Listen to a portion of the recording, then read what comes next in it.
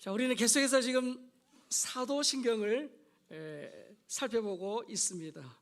이 사도신경은 우리가 무엇을 믿는가, 우리 믿음의 내용을 잘 알려줍니다. 자, 사도신경은 나는 믿습니다. 총 몇 개로 되어 있다고요?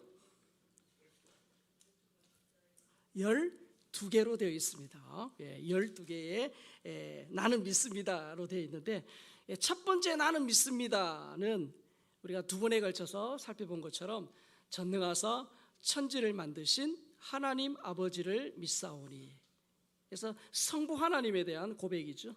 성부 하나님이 어떤 분이십니까? 전능하신 하나님 아버지, 그리고 천지를 만드신 하나님 아버지죠. 자, 오늘은 이제 사도신경의 12개 나는 믿습니다 중에 두 번째 고백을 살펴볼 것입니다. 자, 이 두 번째 고백은 성부 하나님에 이어서 성자 예수님에 대한 것입니다. 자, 이 자막에 나오는 것처럼 이 노랗게 되어 있는 2번부터 7번까지의 이 내용이 성자 예수님에 대한 그런 6개의 신앙 고백이죠.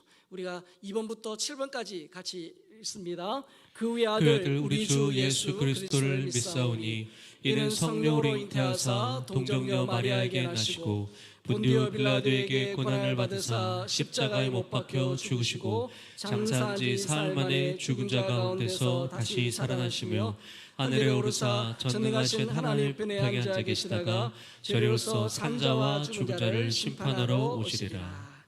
자, 이 성자 예수님, 즉 예수님에 관한 6개의 신앙 고백입니다. 자, 그 가운데 오늘 첫 번째인 그 외아들 우리 주 예수 그리스도를 믿사오니 부분을 볼 텐데요. 여러분, 저 보시다시피 이 사도신경의 주된 내용이 바로 예수님에 대한 그런 신앙 고백입니다. 예수님에 대한 신앙 고백이 가장 길죠. 우리가 살펴보았다시피 성부 하나님에 대한 고백은 하나입니다. 저 1번에 대한 하나입니다. 자, 그리고 그 다음에 나오는 성령 하나님에 대한 부분은 8번 하나예요. 8번 하나. 자, 그런데 성자 예수님에 대해서는 6가지, 2번부터 7번까지 총 6가지가 나옵니다. 자, 그러면 뭐 성자 예수님이 가장 중요하기 때문에 그런 겁니까? 그런 것이 아니라 바로 이 사도신경이 만들어질 당시에 이 성자 예수님에 대한 그 예수님에 대한 이단의 공격이 가장 많았기 때문입니다. 심했기 때문이죠. 그래서 예수님은 누구신지, 그리고 예수님이 어떤 일을 하셨는지에 대하여 자세히 알아야 할 필요가 있었습니다. 그때나 지금이나 동일합니다. 바로 예수님에 대한 그런 이단들 사이비의 공격들이 가장 집요하고 또 심하다는 겁니다. 그래서 예수님에 대해서 정확하게 알지 못하면 우리의 신앙이 흔들립니다. 자, 그런데 이 예수님에 대한 6가지의 신앙 고백은 다시금 두 부분, 전반부, 후반부로 나눌 수 있습니다. 자, 표를 보시면 전반부는 오늘 구체적으로 살펴볼 그 외아들 우리 주 예수 그리스도를 믿사오니 부분이죠. 바로 예수님은 누구신가? 그 예수님의 신분과 정체성에 관한 고백이죠. 후반부는 이제 다음에 살펴볼 이 예수님의 탄생, 그리고 죽음, 부활, 승천, 재림에 대한 부분입니다. 자, 그러면 이 후반부는 예수님이 무엇을 하셨는가? 예수님의 생애와 사역에 대한 그런 신앙 고백이죠. 그래서 예수님이 사도신경에서 예수님에 대한 신앙 고백은 예수님이 누구신가, 그리고 그분이 무엇을 하셨는가, 이 두 부분으로 나눌 수 있습니다. 자, 오늘은 먼저 그는 누구신가, 예수님의 신분과 정체성을 한번 살펴볼 것입니다. 자, 그 외아들 우리 주 예수 그리스도를 믿사오니, 자, 여기에 이 4가지 호칭이 나와요. 4가지 호칭. 자, 이 호칭이 한글에는 어떻게 되어 있습니까? 외아들 우리 주 예수 그리스도 이렇게 되어 있죠.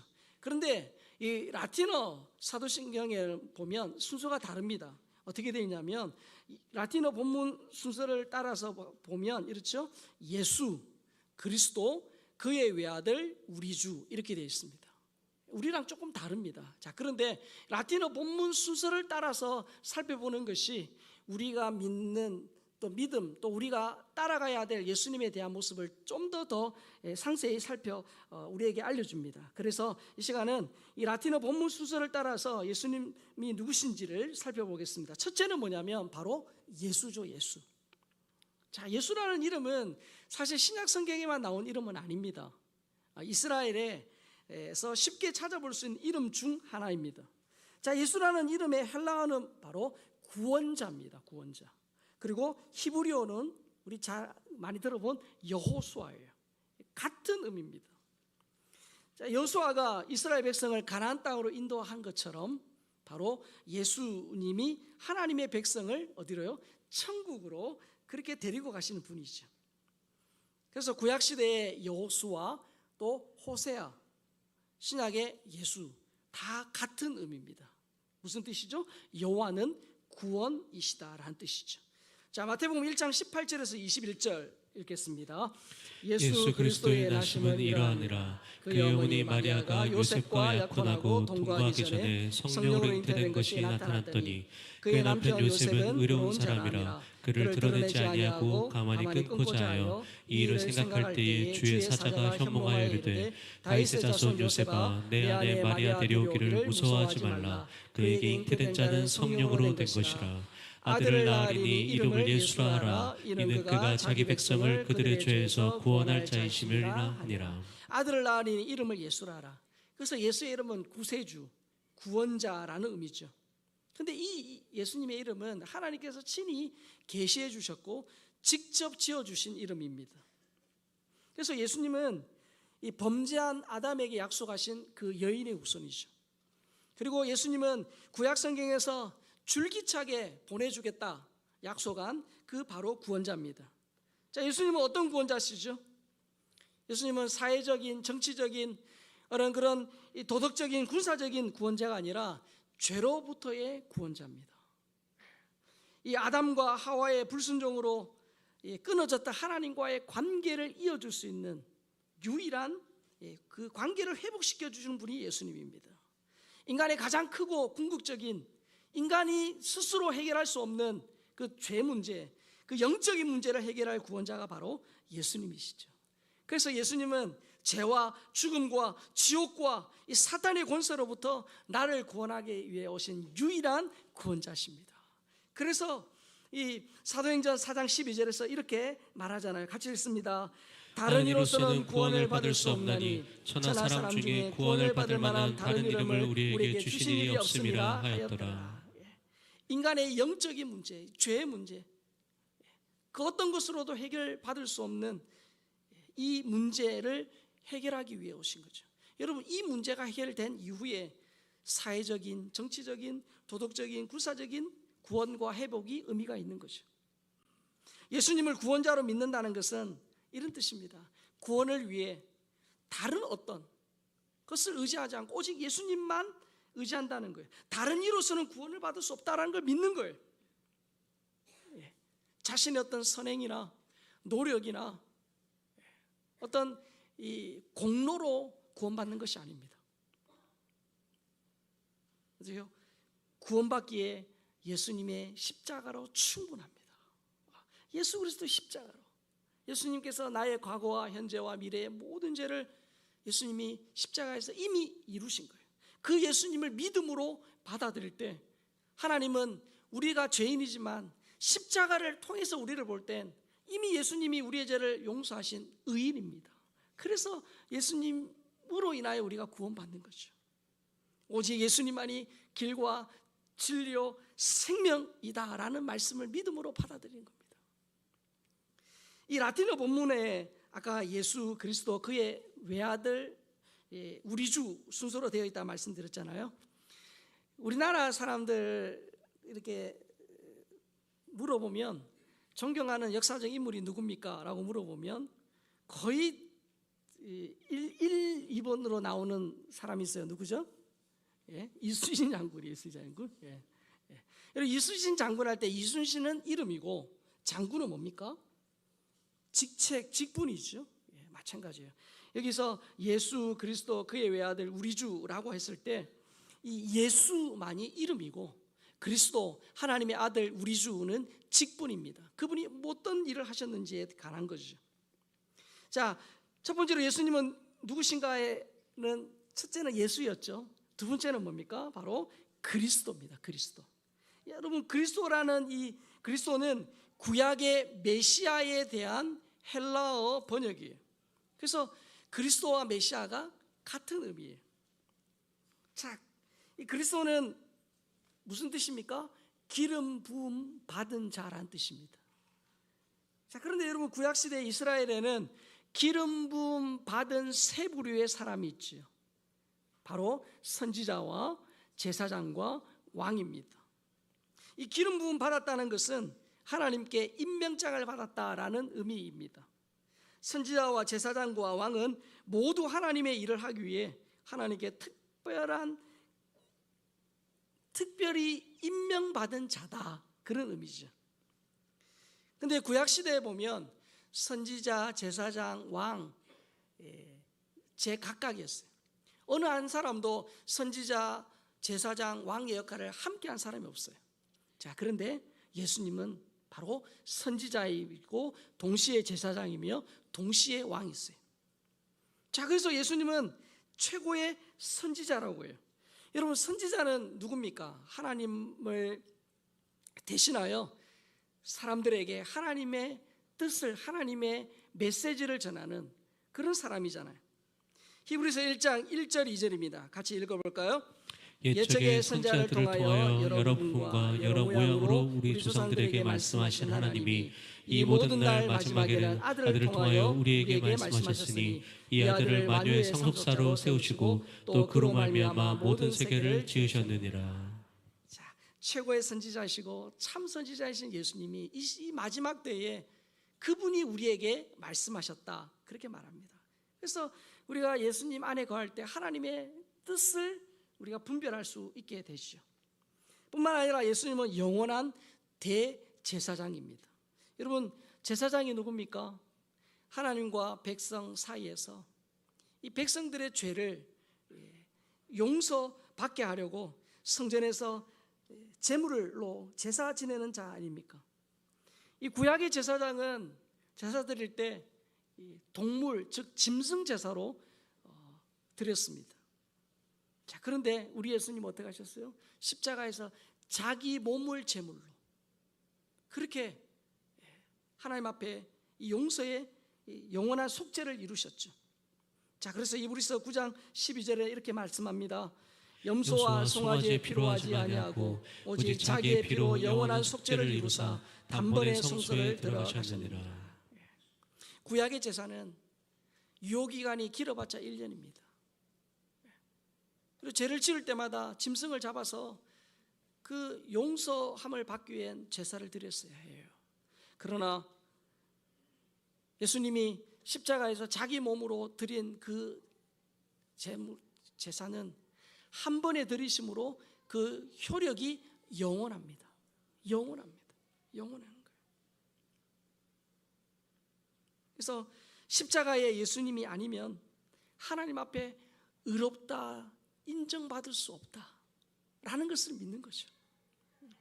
그래서 예수님의 십자가를 인해서 내가 의롭다 인정받았다 하는 것입니다. 그리고 예수님은 또한 왕이시죠. 왕은 하나님을 대신하여 사람들을 다스리는 자입니다. 자, 그런데 이방 나라 왕들은 어떠하죠? 힘과 권력으로, 때로는 무력으로 백성들을 다스리고 백성들 위에 군림합니다. 하지만 우리의 왕이신 예수님은 사랑과 희생으로 그분이 직접 섬기는 왕이시죠. 마가복음 10장 45절입니다. 인자가 온 것은 섬김을 받으려 함이 아니라 도리어 섬기려 하고 자기 목숨을 많은 사람의 대속물로 주려 함이니라. 예수님이 이 땅에 오신 것은 섬기기 위해 오셨다. 그것도 예수님의 목숨으로 우리를 섬기기 위하여. 최고의 섬김이시죠. 이방 나라의 왕들처럼 힘과 권력으로 다스리는 것이 아니라 오늘도 그 주님은 말씀과 성령으로 우리를 인도하시고 보호하시는 분입니다. 그래서 예수님은 지금도 참된 선지자요, 영원한 대제사장이며 사랑과 섬김의 왕이십니다. 그래서 그 예수 그리스도를 우리가 붙들 때 우리의 삶에 놀라운 일들이 일어나는 거죠. 자, 예수님은 누구신가? 첫 번째는 예수, 두 번째는 그리스도, 세 번째는 뭐냐면 바로 하나님의 외아들입니다. 여러분, 외아들이라는 말은 그런 뜻이죠. 유일한 아들, 독생자다, 독자다, 그런 뜻입니다. 자, 그런데 한글 성경에는 하나님의 외아들이라는 말이 없어요. 대신에 우리가 좀 익숙한 그런 단어가 나오죠. 요한복음 3장 16절 같이 읽겠습니다. 하나님이 세상을 이처럼 사랑하사 독생자를 주셨으니 이는 그를 믿는 자마다 멸망하지 않고 영생을 얻게 하려 하심이라. 하나님은 우리를 구원하시려고 유일한 아들 독생자를 보내주셨습니다. 여러분, 이유가 뭡니까? 예수님 외에 그 어떤 사람도 이 인간의 죄 문제를 해결할 수 없기 때문입니다. 결국은 죄의 문제 때문에 이 땅 가운데 사망과 고통과 질병이 들어왔죠. 그리고 그 근본적인 죄 문제를 해결할 수 있는 유일한 방법은 예수님입니다. 그래서 하나님과 같은 본질과 본성을 가지신, 즉 하나님이신 예수님의 그 구속 사역을 통해서만 죄 사함을 받을 수 있기 때문에 그 독자 예수님을 우리 가운데 보내주신 거예요. 그래서 우리는 이 독생자 예수 그리스도의 이름을 믿고 받아들일 때 하나님의 자녀가 되는 놀라운 특권을 주세요. 여러분, 대통령의 자녀가, 즉 아버지가 어느 날 대통령이 돼도 이 자녀의 삶에 놀라운 변화가 일어나는데, 우리는 이 우주의 대통령이신 왕이신 그 하나님의 자녀가 되는 그런 놀라운 권세를 주시는데, 요한복음 1장 12절입니다. 영접하는 자, 곧 그 이름을 믿는 자들에게는 하나님의 자녀가 되는 권세를 주셨으니. 이 하나님의 자녀가 될 때 그리스도와 함께 하나님의 나라를 상속받는 공동 상속자로서의 그 특권을 누리게 하시는 거죠. 자, 예수님은 누구신가? 첫 번째는 예수, 두 번째는 그리스도, 세 번째는 하나님의 외아들, 마지막이 뭡니까? 우리 주입니다. 우리 주. 제가 왜 라틴어 이 본문으로 그렇게 말씀을 드리냐면, 자, 여러분 가운데는 그 어느 순간에 예수님을 나의 구원자라고 고백한 그 순간이 있을 겁니다. 자, 그런데 이 과정은 정말 내 인생에 회심하고 회개하고 정말 예수님의 이름을 나의 구원자로 믿었던 그 한 번이 있어요. 어떻게 보면 일생의 단회적인 사건이에요. 그러나 이 마지막에 우리 주는 우리가 천국 가는 그날까지 우리가 계속 우리의 삶에 고백해야 될 예수님의 이름이에요. 이 주라는 말은 예수님이 나의 왕이시며 나의 주인이란 뜻입니다. 예수님을 주님이라 부르는 사람은 자기 삶의 모든 영역에서 예수님의 주인 되심을 인정하는 사람이에요. 자, 오늘 본문 사도행전 2장 36절, 이 베드로의 오순절 설교 중에 한 구절입니다. 같이 읽겠습니다. 그런즉 이스라엘 온 집은 확실히 알지니 너희가 십자가에 못 박은 이 예수를 하나님이 주와 그리스도가 되게 하셨느니라 하니라. 여러분, 오순절 성령을 체험한 베드로가 예수님을 뭐라고 고백합니까? 주와 그리스도다라고 고백합니다.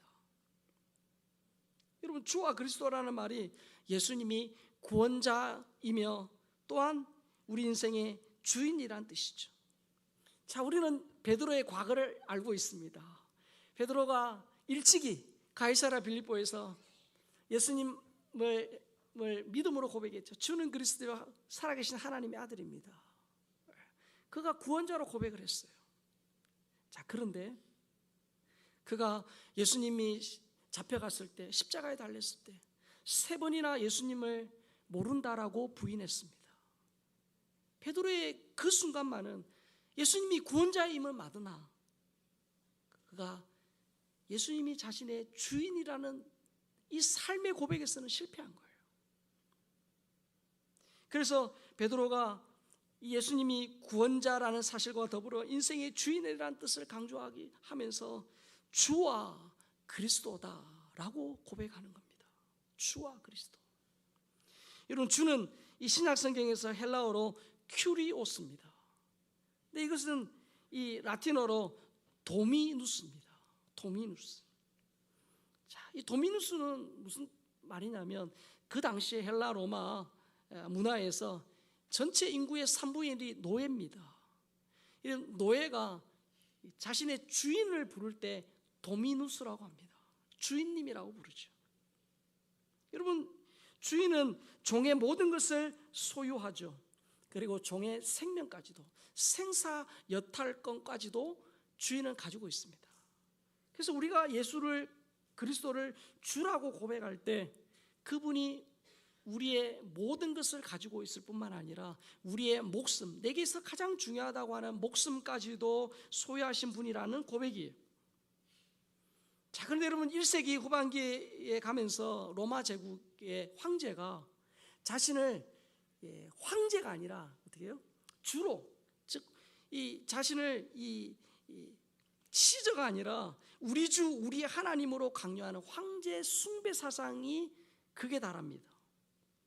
자, 우리는 늘 예수님 주인, 주 예수님이라고 우리는 고백합니다. 우리 한국의 지금의 문화권에서는 우리가 주라고 고백해도 아무런 그런 어떤 정치적으로나 사회적으로 어떤 불이익이 없습니다. 그런데 그 당시에 이 로마서가 쓰이고 이 1세기 후반기에 이 황제 숭배에 아주 극심한 그런 박해와 유혹이 있을 그때, 여러분, 황제만을 주라고 해야 되는 그 시기에 예수님을 주라고 부르는 것은 지금 우리가 주라고 부르는 것과는 차원이 다릅니다. 그때 주님을 부른다는 것은 우리 목숨을 내어놓는 것이고, 주라고 부르는 순간 공동체에서, 사회에서 매장당하는 거죠. 그들이 황제가 아닌 예수님을 주로 고백하는 것은 목숨까지 내어놓아야 될 충성의 맹세였다는 거예요. 자, 여러분, 예수님을 세상 사람들이 생각하듯이 4대 성인 중에 하나, 참 자신의 삶을 희생해서 살신성인한 그런 성인군자 중에 한 사람, 그렇게 믿으면 구원받을 수 없습니다. 예수님은 그런 분이 아니에요. 예수님 믿으면 조금 우리의 삶이 조금 좋아지고 좀 도덕적으로 조금 수준 높은 사람 정도 되는 문제가 아닙니다. 예수님만이 유일한 구원자세요. 예수 외에는 구원자가 없어요. 그래서 여러분, 예수님을 구원자나 하나님의 아들이 아닌 성인으로 생각하면 안 됩니다. 나아가 예수님을 구원자로만 생각해도 안 돼요. 물론 예수님으로 구원받는 건 맞습니다. 그러나 예수님은 우리의 삶의 주인이세요. 구원자인과 동시에 우리의 주인이십니다. 그래서 여러분, 예수님을 주라고 부른다는 것은 그런 의미예요. 내 인생의 주인을 바꾼다는 말입니다. 지금까지는 내가 내 인생의 주인 되어서 내 인생의 성공을 위해서 불철주야 노력하고, 내가 내 인생의 주인이니 어떻든 성공하기 위해서 나를 믿고 열심히 살아왔죠. 자, 그런데 예수님을 주라고 고백한다는 것은 내 인생의 주인이 바뀌어졌음을 고백합니다. 예수님을 주로 고백하는 순간 내 인생의 운전대를 그 예수님께 드리는 거죠. 로마서 14장 8절 9절 같이 읽어볼까요? 우리가 살아도 주를 위하여 살고 죽어도 주를 위하여 죽나니 그러므로 사나 죽거나 우리가 주의 것이로다. 이를 위하여 그리스도께서 죽었다가 다시 살아나셨으니 곧 죽은 자와 산 자의 주가 되려 하심이라. 예수님이 죽은 자, 산 자의 주인이시다는 거예요. 미국의 어느 조그마한 항구에서 있었던 일입니다.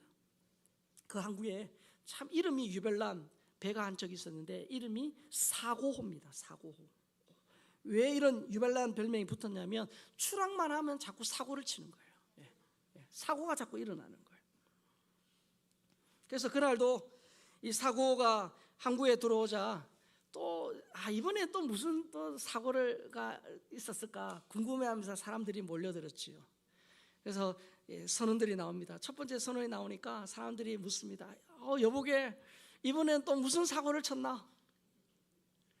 그러니까 이번에 그 선원이 이렇게 말합니다. 이번에는 사고가 없었습니다. 아니 사고가 사고 없이 들어오다니 무슨 그런 일이 있냐? 이 선원이 그렇게 말합니다. 예, 이번에 사고가 없었던 것은 선장이 바뀌었기 때문입니다.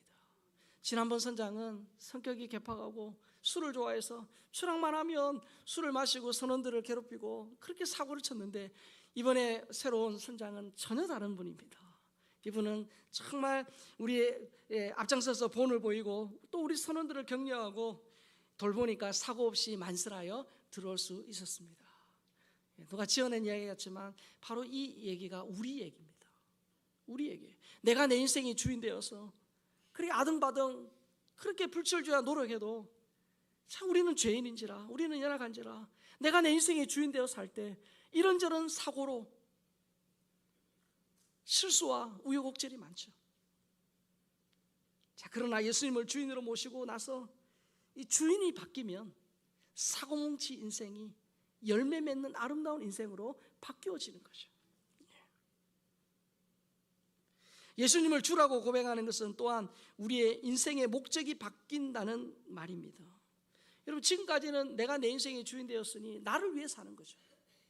나를 위해 사는 거예요. 내가 내 삶의 중심이에요. 나를 중심으로 모든 것이 돌아가요. 그러나 예수님을 주라고 부르는 사람은 세상 사람과 다르죠. 왜? 인생의 주인이 다르시니까. 목적 또한 다릅니다. 하나님이 내게 주신 생명, 건강, 시간, 물질, 또 삶의 기회 등이 모두 주님의 것이라고 인정하고 살아가게 되죠. 나를 위해 사는 인생에서 어떻게 하나님과 이웃을 위한 예수님이 말씀하신 그 대계명, 그 대계명에 순종하는 사람으로 인생의 목적이 바뀌어지는 거예요. 그래서 고린도서 5장 15절에 이렇게 말씀합니다. 그가 모든 사람을 대신하여 죽으심은 살아있는 자들로 하여금 다시는 그들 자신을 위하여 살지 않고 오직 그들을 대신하여 죽었다가 다시 살아나신 이를 위하여 살게 하려 함이라.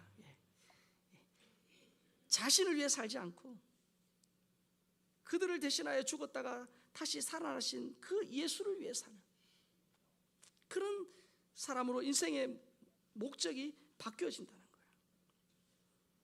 그리고 마지막으로 예수님을 주라고 고백하는 것은 또한 주인 되신 그 예수님께 내 삶을 맡기는 것을 의미합니다. 맡기는 것을 의미해요.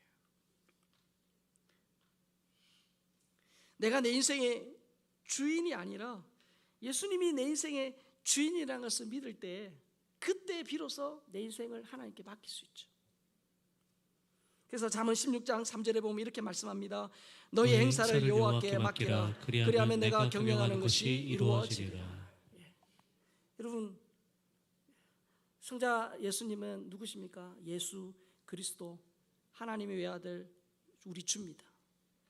자, 우리 가운데는 이미 이 구원의 단계를 넘어서 예수님은 나의 구원자입니다라는 분명한 믿음이 있는 분들이 대다수일 겁니다. 그러나 이 마지막에 우리 주라는 이 부분, 여전히 내가 내 인생의 주인 되어서 야곱처럼 붙들고 있는 그것이 있어요. 그것이 내 인생의 성공일 수도 있고, 그것이 건강일 수도 있고, 그것이 물질일 수도 있고, 그것이 자녀일 수도 있고, 하나님 다른 거는 다 제가 주님께 맡기지만 이 부분은 제가 아직, 요거는 건드리지 마십시오.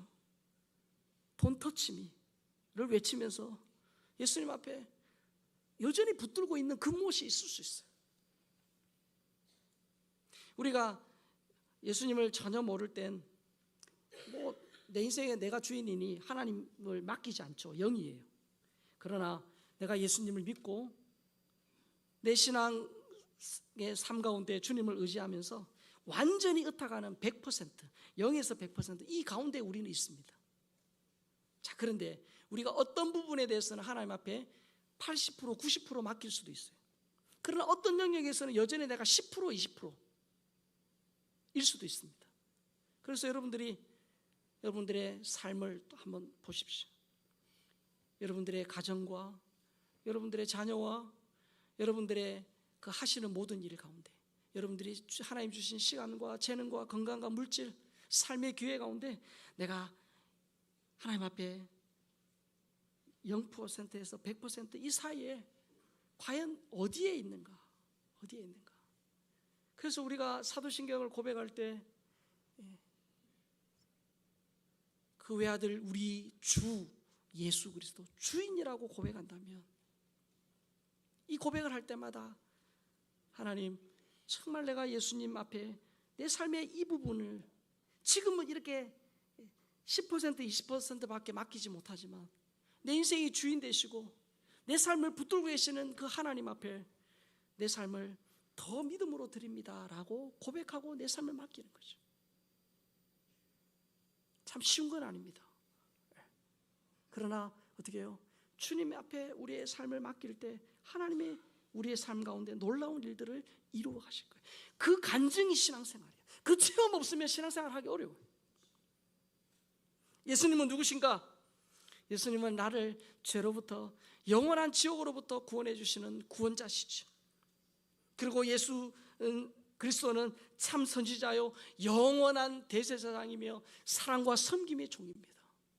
그 예수님은 누구십니까? 하나님의 외아들이세요. 하나님 신독생자. 그분을 믿을 때 하나님의 자녀로 우리를 불러주시죠. 예수님은 누구십니까? 우리 주, 우리 인생의 주인이세요.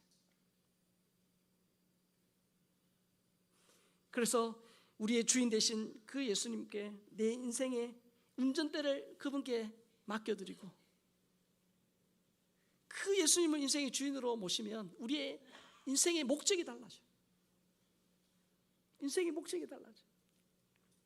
뿐만 아니라 그분께 내 삶을 맡길 때 마음의 평안과 행복이 있습니다. 맡길 때 야곱이 끝까지 붙들고 있던 그 베냐민, 죽으면 죽으리다 했을 때